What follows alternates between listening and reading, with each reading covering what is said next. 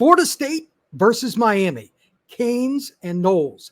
You love the rivalry. I do too. So let's break down some college football for the immediate time in 2023, as well as 24 and the immediate future thereafter. Talking recruiting, player development, special players, and things that both teams need to add to their programs to get up here to that next level. Not just being good, but actually make it into the college football playoff and not one of those like 9, 10, 11, or 12 seeds and getting crushed, but being a team that legitimately has a chance to win. Good luck to those teams at the back end. You must get in with a really good record because the back end is going to be embarrassing. So I've got my notes as always. I'm going to break this down into 3 categories for the 24 season. Then I'm going to talk a little bit generically about what's kind of coming up. Then I'm going to break it back down into what I expect for the 24 season and then beyond. So I'm going to start with the Canes. The 3 things I have. Number 1, Tyler Van Dyke's health. If he gets hurt, ain't working. Quarterback is always the most important thing, and I know it's the obvious, but you got to say it. That's why it's obvious. When he went out last year, Miami's offense, they weren't mediocre. They weren't bad. They were dreadful. They ended up averaging, I believe, 23.6 points per game. In other words, just all but non-existent in real games. They couldn't do anything. He has to stay healthy. They brought in not 1, but 2 transfers that I think will start. And the most important player, arguably on the roster, is one of the offensive linemen, Matt Lee, the center from UCF that transferred in. I think he's an NFL player. He will be, well, maybe he won't be making the line calls, but I expect him to. And he's probably the guy that's going to be the key to whether or not any of those A or B got blitzes from other teams, Florida State included, get home to TVD. If they can keep him upright, he's a heck of a passer, and he's a guy that'll get comfortable. He proved that in 21. Those games towards the end, 4 out of 6 games were upper 300s to low 400s, and then a couple other games like 320 to 350. He can light it up, but you have to protect him. He's a decent runner, but he's not going to run away from guys like Jordan Travis from FSU. Second, and this is the one that's been talked about a lot, as I'm the publisher at All Hurricanes. We talk about this all the time on the website. If Miami's defense is going to be successful this year, it's not a matter of D-line talent. They have plenty of talent, but that's a very generic term. Defensive tackle, they even have talent there. So what's the issue? Pure size. Now, Leonard Taylor is a 300-pound guy that can move people around, pass rush and all that. He was one of the guys in my countdown to Canes football list. I believe he came in around number 10. Great player. But he's one guy. You need, especially in South Florida Heat, to be able to rotate 5 to 7 guys on the interior, which is almost impossible, I know, but you still need it. And Miami doesn't have a lot of size beyond him and maybe 1 or 2 other. There's a couple of younger guys, etc. We'll see. And I want to see how big a couple of guys are that come in. I don't know who's gained weight and all that. I'm going to hold off opinion until I see them before my eyes in fall camp. But they've got some possibilities. If they can do that and they can slow down the run, because teams just ran the ball too easily against the Canes last year, they've got a chance to not just improve their defense. They've got a chance to take a really big step because they got Devontae Brown, another UCF transfer, coming at corner, Jaden Davis from Oklahoma, etc. They got some good guys on the back end, and they got Maui Goa's brother. Francis is a star recruit out of IMG. His brother from Washington State will be the middle linebacker. He's going to be the stud middle linebacker. They improved there. They're going to be a lot better on defense, but you can't give up 5-yard runs on first down plays. Inside zone, duo, power, gap.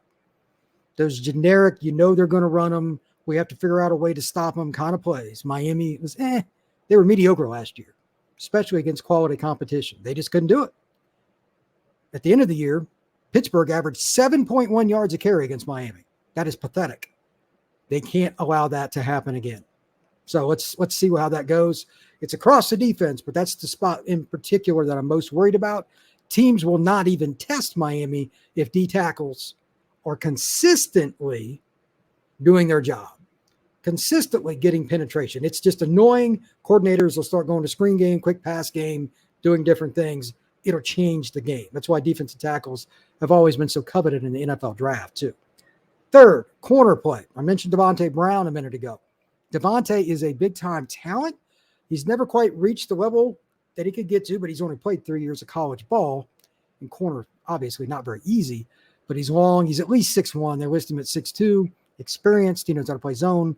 He knows how to play press. He's going to be challenged this year. For as much crap as the ACC takes as a conference, color me doubtful about this, but I'd say there's some pretty darn good offenses in the league. Look at Virginia a couple of years ago. Frickin' Virginia. They threw for over 4,000 yards. There are some good offenses in this league.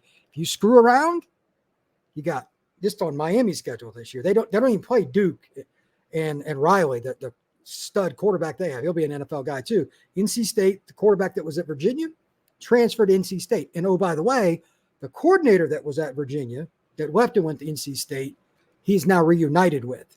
He's going to light it up this year. Drake Mays at North Carolina. I think he's flat out the best player in the country. And I also think that there's another chance for a great quarterback. By the way, his name's Jordan Travis. I'll be talking about him in a minute. All those teams are on Miami's schedule. And Louisville just got a quarterback coach because Brom's coming down for Purdue. You're going to have to score. If you're going to do that, though, you also need to slow them down at least a little bit. We talked a little bit about TBD, and I started with that on purpose. The offense has got to get a lot better. That's the first thing on Miami. It's not in question. But the defense has got to come up with at least a few more big plays. And I think it starts with Devontae Brown and the cornerbacks. They can do it. They've got talent. They've even got a couple of young guys in Stafford and Brown coming in. It's going to be a lot of competition. I have no clue, none, about which guy or guys it will be that end up being in the starting lineup and consistently. And maybe they rotate some guys. I don't know. But it has to take a step up in the big play category. Huge step up. Last year, in a lot of critical moments, Miami's corners didn't get it done. And even with two safeties that are going to get drafted, still didn't get it done. And that's with a pass rush that had 37 sacks. I mean, Miami got after the quarterback and still didn't make critical plays in big games. That's not good enough. So they have to get better there. It's just reality. Now, the other part, this is the extension of all of what I just said. This is my fear, and it happened last year. So until you prove it otherwise, this is my fear for this season for Miami. Penalties, timely, all this, every single thing I'm about to say has it, without it being said, it has this word attached: timeliness, penalties, drop pass, missed block, stupid personal foul, a kickoff going out of bounds, a punt that's shanked, a mishandled snap, anything you can think of. When Miami could screw itself last year, it found a way. You name it, they did it. They just fell flat on their face far too often. That cannot happen. That means just point blank.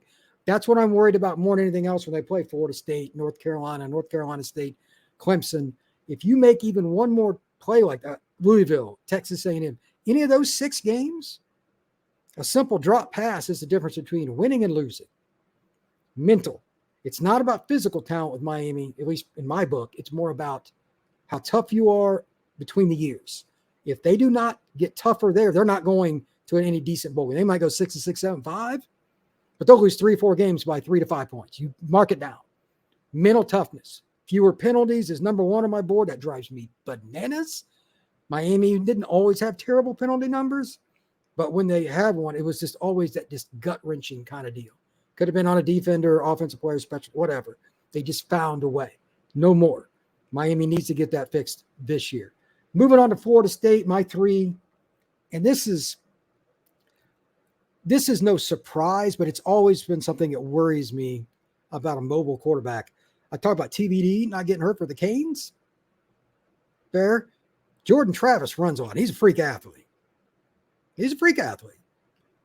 But how long can he go before he takes a ridiculous injury?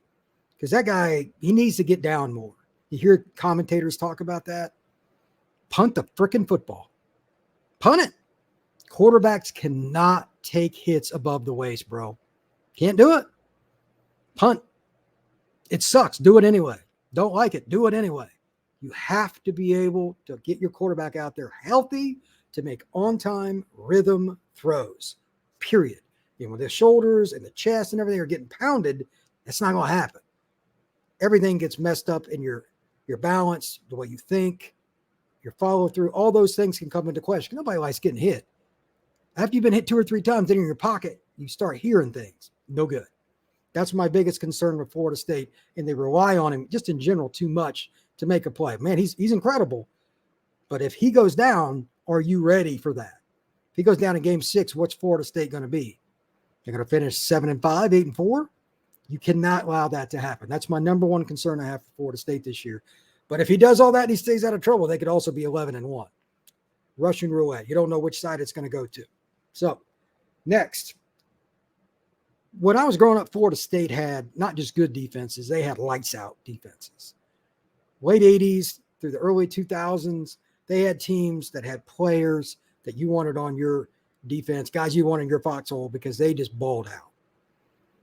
I'm not saying they're like 97 FSU or something like that. That defense had a ton of guys. But can you at the very least, be timely? Again, I talked about that with Miami. With the penalties, that's more my concern, and mental errors. Florida State has had some of those moments in the last year or two. They've gotten better at it. Absolutely. To take the next step, and like they play LSU first game. Look, the quarterback at LSU is annoying. Don't agree with my statement? Go ask Nick Saban how annoying he is, because he beat Alabama last year with just guts and making plays with his feet, just broken plays. He's a lot like Jordan Travis. They have to be able to come up with time, maybe knocking a ball loose. It may be only 3 or 4 plays the entire season that I'm talking about. Game-changing plays, critical moments. That's my honestly, my only point there on number 2. I don't trust them to do that enough. They've let me down too many times when I thought they were going to have a big game against somebody the last 4 or 5 years, so maybe I'm jaded. But Florida State in general should be able to take that next step. The system's in place. Everything's kind of going. The offense should be able to control the ball a little bit more. They got an experienced quarterback. Why would you not be able to? The advantage is to the Noles on defense. Now go capitalize. Prove me wrong, but I think they're going to, but I still need to see it. I mean, I'm just a glass half empty kind of guy. Next, kind of like the defense, the offensive line. There for a while, they were horrendous. 2017 to 21, 22, somewhere in through there. The light kind of went on for a couple of guys, and then by the middle of last season, you really started to see it go. Fewer big plays by defensive linemen for other teams. Jordan Travis not running for his life as much, but they still had some busts here and there, and he took some licks that he probably shouldn't have. Some of them he probably ran out of the pocket a little quick too. They need to be able to run 5-step drops, like theoretically, in terms of time, because he's a pretty good passer now. Not many guys have elevated their game at any position like Jordan Travis over the last year and a half. I was like, at one point, this dude is not a quarterback. Boy, did he prove me wrong. I'll give him credit. He went from a guy that was a terrible passer to, holy crap, this guy's really good. And you just got to give him a tip of the cap, man. But you also got to keep him upright. That goes back to point 1. Not too much is what I wrote down next. Jordan Travis, not too much, meaning don't have to depend on him, but you also don't depend on him because he takes fewer hits. The O-line is a big part of that. They need to be able to dominate and run 4-minute offense when they want, not because they need to finish out a game. If they want to run 4-minute offense in the middle of the second quarter, they got to be able to impose their will. Jordan Travis not be one iota a part of it, not take one stitch off a piece of jersey from anybody else, no hits, and be able to run the ball against quality competition, not something state, against an ACC defense, against Florida, somebody like that, and be able to run the football. Because Jordan Travis can light it up. You give him play action opportunities in RPO, they can be in the college football playoff. That O-line, that's where it's going to start. My one concern with them, and this is part of the maturation process, and if we were a year later, I might be saying the same kind of thing about Miami. I think the programs are about a year apart, really. Can Florida State win a close game against LSU, Clemson, whatever, when it's a situation the other team didn't goof up? Like last year against LSU, Brian Kelly screwed that game up. He's a really good coach, but he screwed that game up. And LSU probably should still be mad at that game forever. But Florida State could have also played better and not been in that position. They kind of shot themselves in the foot a little bit. It wasn't a very well-played game, and I know it was first game of the year. Can we see some sound play right out of the gate against LSU? And when they play Clemson, forget about the Miami game. That's the obvious. You always want to play good against your rival. How does Florida State play against Clemson? I don't care if that game is played in Dabo Swinney's backyard. I didn't even look up where that game is played. Again, it's mental. Does Florida State have the ability to look at this situation like we legitimately have a chance to go to the playoff? Jordan Travis is gone after this year. You're not going to just replace him. You're not. We have to find a way. The it factor. Do they have that ability in a big game? Because if they go, let's say they get beat by LSU, but they run the table thereafter, they got a great chance to get into the playoff. Probably would. That means you got to beat Clemson. You might have to beat them twice. I'm not sure the divisions and all that, but if they can make it to the playoffs, that means you've accomplished something against quality competition in clutch moments. I'm not sure that's going to happen. Got to have to let it play out, but that's my question. As far as like the big picture, like where they're at, kind of what's next before I get into 24, here are a couple things that I'm curious about. How do the staffs adjust after this season with recruiting and staff turnover? One of the things that I look at for as a big picture with a college football program, which guys are you losing on the staff? Because money talks. Are you going to pay your assistants? And when I mean pay them, the following, I mean in a literal sense, whatever the market value is, are you without question willing to go over budget? If that is not an automatic yes, you're probably not going to be consistently good. That's the way it is. They're going to take the money. That's one thing. I don't care which program it is. You can put Miami, Florida State, any program. You have to overpay. There's going to be somebody, especially like if FSU runs the bowl again like they did the last couple of years, have different guys, running back coach, O-line, whatever. Somebody's going to get an offer. Do you match? Do you take that to the next level? Do you make them a guaranteed contract? Do you make them an assistant head coach? And again, up the money. All those things, those are important factors in a program. So that's one. Two, we're talking about a situation where Tyler Van Dyke and Jordan Travis are going to be gone after this year, most likely. Technically, Van Dyke could come back, but if he does, that means something went horribly wrong. Either he had a terrible year, got injured, or both.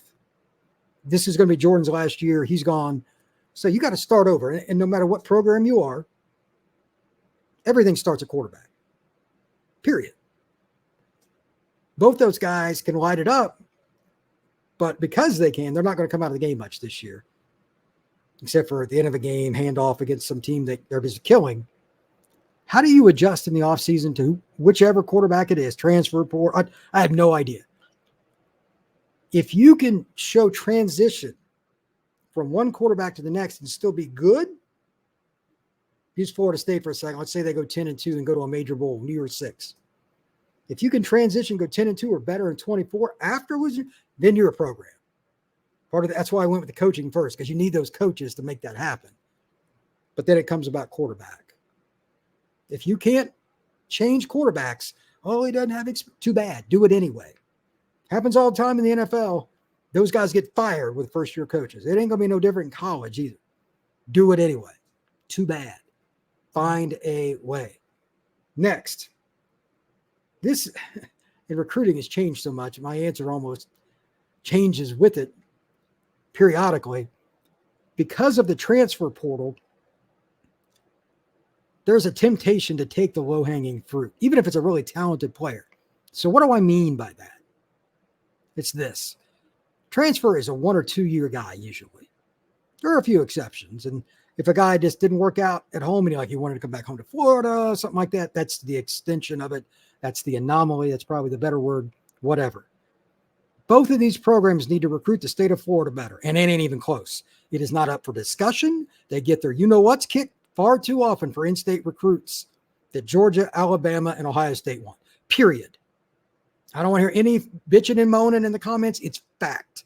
Both programs, not one or the other, both. They have to do better in that category. That's how you get rid of the transfer portal problem and quickly, once again, assimilate a roster that can compete with Georgia, Alabama, Ohio State consistently. Go play Clemson, go play Notre Dame, go play Texas, whatever it changes. Michigan's fantastic right now. Whoever it is, it's great that year, have the talent because you develop when you bring in high school kids. You have longer with them. You can technically have less talent, but if everybody's been in the system and you've got 4th and 5th year players, look at what Utah does. It's unbelievable. They don't have the same freaking talent that Florida State and Miami get year to year. but they're a really good team every single season. They compete for the Pac-12 title. Why is that? Coaching and development. They bring in kids, work them all the way through. They redshirt a lot of kids, a lot of seniors and fifth-year seniors. They still win ball games. That's how it's done. With the talent that each of Florida State and Miami can get, you add a few more of those guys and kick away the transfer portal a little bit, they'll be fine. They need to slowly mitigate how much they're relying on the portal, both of them.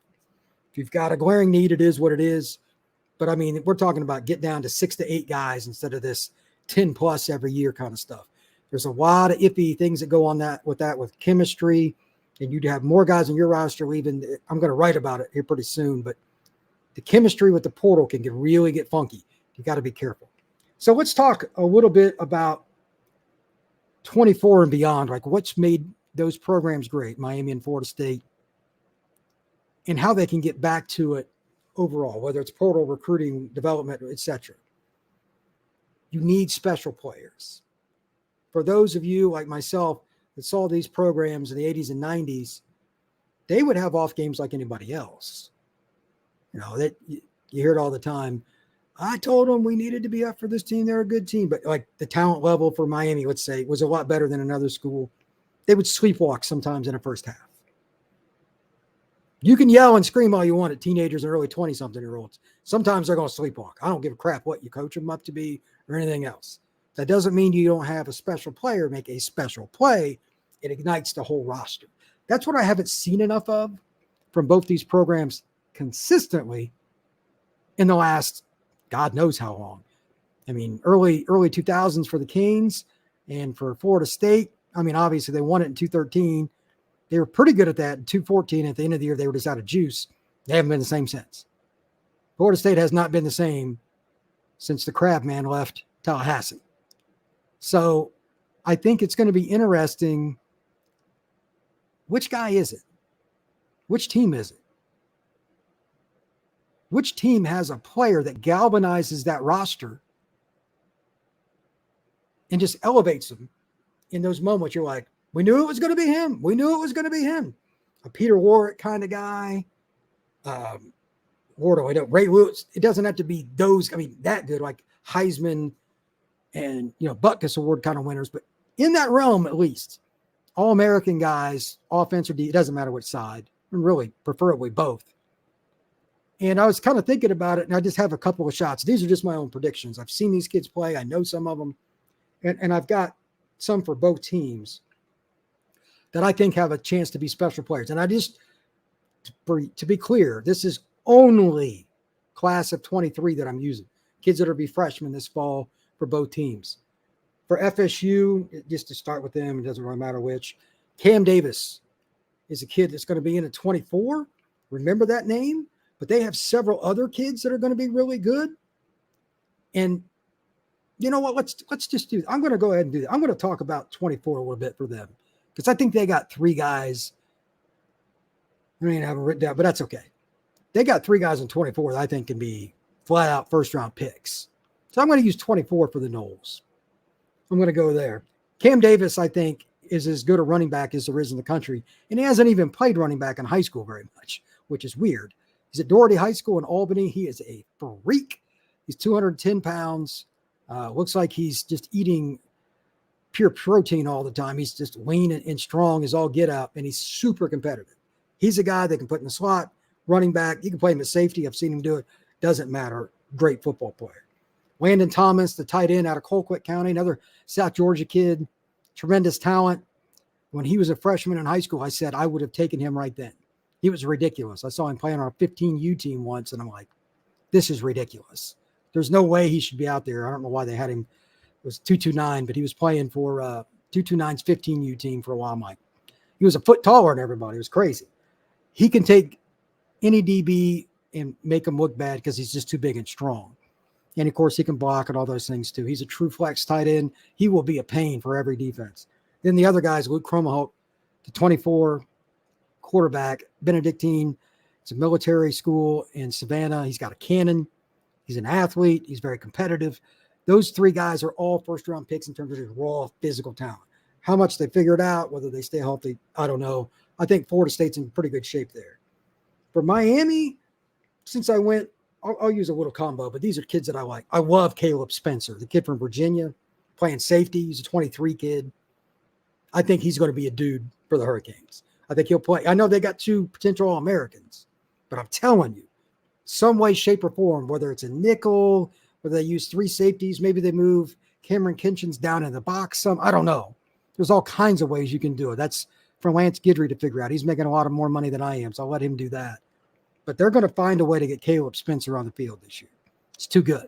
He's over 200 pounds, and he can rock you. And he can run, too. He can turn. He could move. He could be a strong safety, hybrid guy. You can do all kinds of stuff with it. In today's world, dude, that's huge. That's huge. If you don't have that guy playing that star position, as Saban likes to call it, you're not going to win because they'll eat you alive at the swap. You can win 10 out of 11 spots on the field. You don't win that one, you're in a lot of trouble. So keep that in mind. My surprise pick in the 24 or the 23 class for Miami is Nathaniel Joseph. I don't know why nobody's talking about it. He was a really highly coveted kid, committed to Clemson, then ended up signing with Miami. He can fly. I don't know how they're going to use him exactly right away, but I love his ability to make guys miss and then just immediately hit the Jets. Dude, he could pick them up and put them down. He's going to score some touchdowns for the Canes that are really generic plays. I don't know when, but it's going to happen.